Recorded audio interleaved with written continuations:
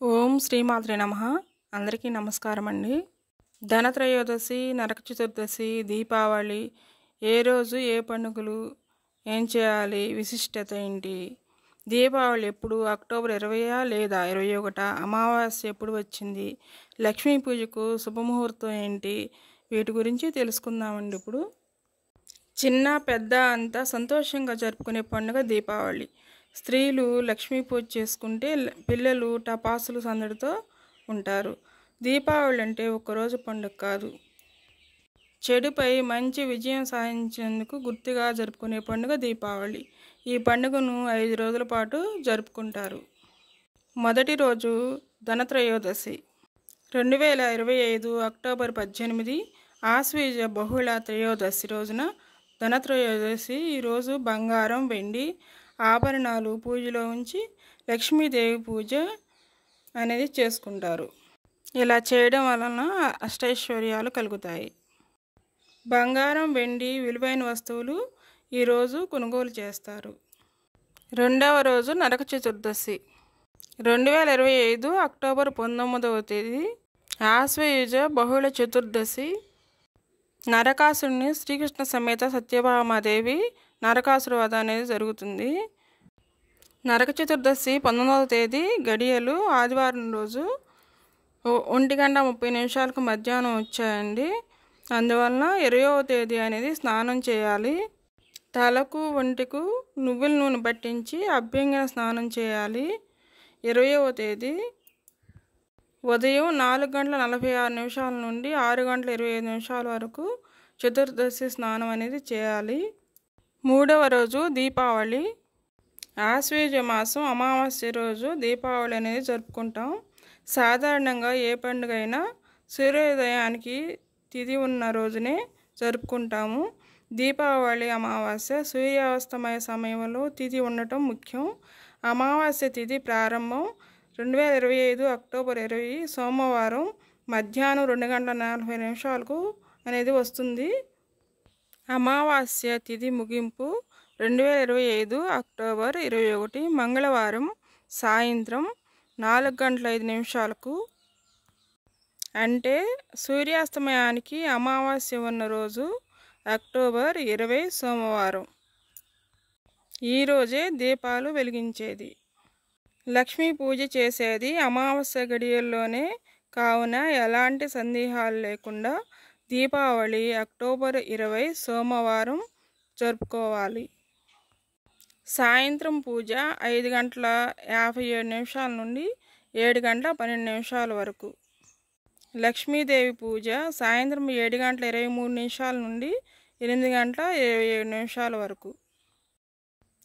నిషిత్ పూజ రాత్రి 11:47 నుండి 12:36 వరకు. దీపావళి పూజ ఉదయం పూట చేసుకోవాలనుకునే వాళ్ళు మంగళవారం రోజు ఉదయం పూట అనేది చేసుకోవచ్చు. నాలుగవ రోజు బలిపాడ్యమి.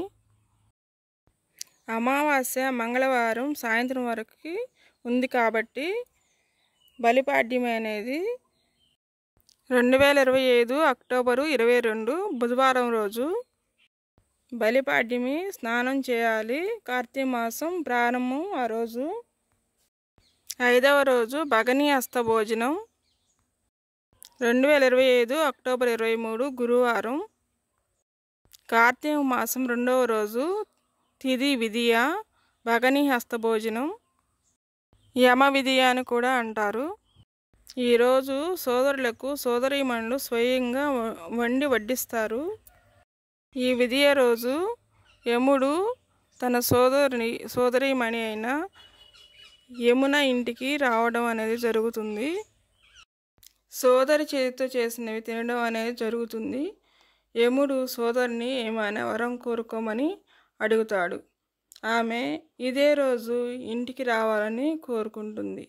ఇదే విధముగా అందరూ చేసినట్లయితే అకాల మృత్యు దోషాలు అనేవి పోతాయి. అందువలన అందరూ ఈ విధంగా చేయడం అనేది జరుగుతుంది.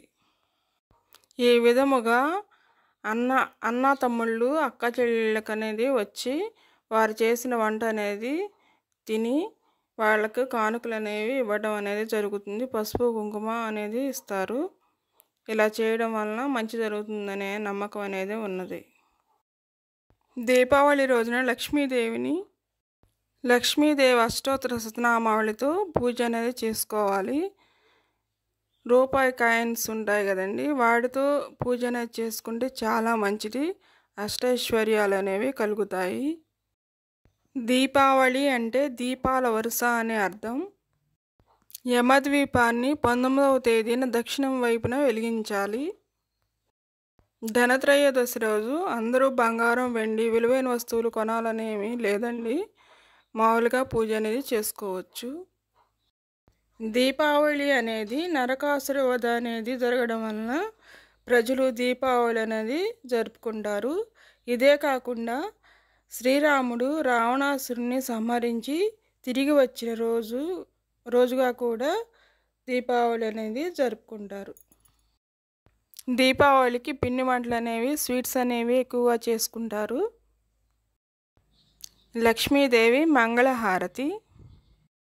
పాలసంద్రమందు పుట్టి వైకుంఠమున మెట్టి వేల కాంతులీను తల్లి నీకు మంగళం. పద్మపీఠమందు నిలిచి భక్త కోటిగా భయమిచ్చు వాక్యమెంత కూచు తల్లి నీకు మంగళం. ధూపమంత కాల్చివేసి లోకపాల నిమ్ము చేసి లోకమంత నిండియున్న నీకు మంగళం. పాలసంద్రమందు పుట్టి వైకుంఠమున మెట్టి వేల కాంతులీను తల్లి నీకు మంగళం. తల్లి నీకు మంగళం. ఈ వీడియో నచ్చినట్లయితే లైక్ చేయండి, అలానే మా ఛానల్ని సబ్స్క్రైబ్ చేసుకోండి. Thank you for watching.